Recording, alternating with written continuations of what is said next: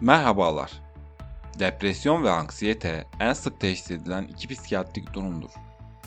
İkisi birbirinden çok farklı ancak ikisi de son derece rahatsız edici ve normal yaşam aktivitelerine engel olmaktadır. Ancak aynı anda her ikisine de sahip olmanın mümkün olduğunu biliyor muydunuz? İki koşul arasında benzerliklere daha iyi bakmak için bu videoda sizlerle birlikte endişeli depresyonun 5 belirtisine bakacağız. Öncelikle sizlerle birlikte gelin biraz kaygı ve depresyon nedir onun üzerinde konuşalım. Anksiyete ve depresyon görünüşte yüzeyde birbirleriyle çelişen iki bozukluktur.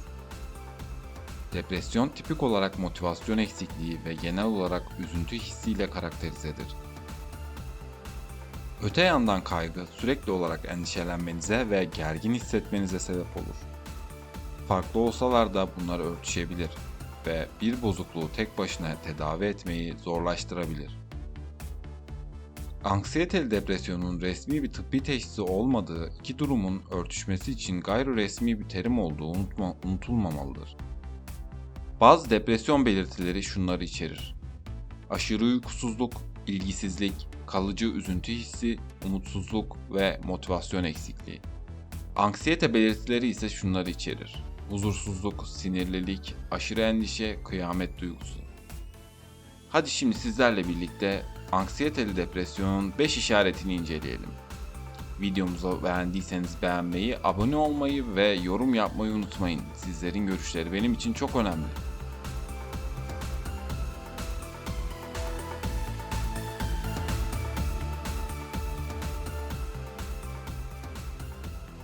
İlk olarak size depresyon veya anksiyete teşhisi konuldu. Depresyon ve anksiyete yüksek bir komorbidite oranına sahiptir. Yani depresyon veya anksiyete tanısı alanların neredeyse yarısı muhtemelen başka bir duruma da sahiptir. Bu teşhis edilmiş durum varsa başka birine de sahip olma şansınızın güçlü olduğu anlamına gelir. Her iki durumu da tedavi edebilmek sağlığınız için çok önemlidir. İkinci olarak kayıtsızsınız ama aynı zamanda kendinizi uçurumda hissediyorsunuz. Depresyon ve anksiyete farklı olduğundan birbirleriyle çatışmaya meyillidirler. Bir yandan hiçbir şeyin önemli olmadığını hissediyorsunuz ve bir zamanlar zevk aldığınız şeyleri önemsemekte zorlanıyorsunuz.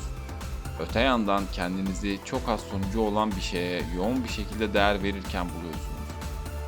Bu duygular kontrol edilemez ve kendinizi sürekli olarak bir düşünme biçimleri arasında geçiş yaparken bulursunuz. Üçüncü olarak gündüz yorgun ama geceleri huzursuzsunuz. Yorgunluk tipik olarak depresif bir semptomdur. Anksiyete ise huzursuzlukla ilişkilidir. Bu iki semptom tüm yanlış zamanlarda ortaya çıkma eğilimindedir. Belki gün içinde enerji eksikliği nedeniyle hiçbir şey başaramadığınızı hissedersiniz. Aynı zamanda zihniniz her türlü endişeyle dönerken uyuyamazsınız. Bu uyumayı son derece zorlaştırır ve daha sonra başka sorunlara yol açabilir. Dördüncü olarak sürekli yorgunsunuz ama bir döngü içindesiniz. Sürekli depresyon ve anksiyete döngüsü içindeyken başka herhangi bir şeye odaklanmak zor olabilir. Her iki koşulda da tükendiğinizi, kendi durumunuza kapıldığınızı ve etrafınızdaki şeylere ayıracak çok az enerjiniz olduğunu fark edebilirsiniz.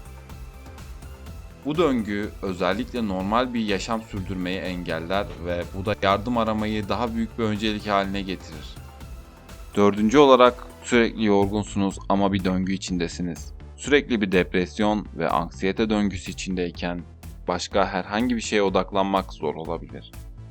Her iki koşulda da tükendiğiniz için kendinizi durumunuza kaptırıyorsunuz ve etrafınızdaki şeylere ayıracak çok az enerjiniz olduğunu fark ediyorsunuz. Bu döngü özellikle normal bir yaşam sürdürmeyi engelliyor ve bu da yardım aramayı daha büyük bir öncelik haline getiriyor.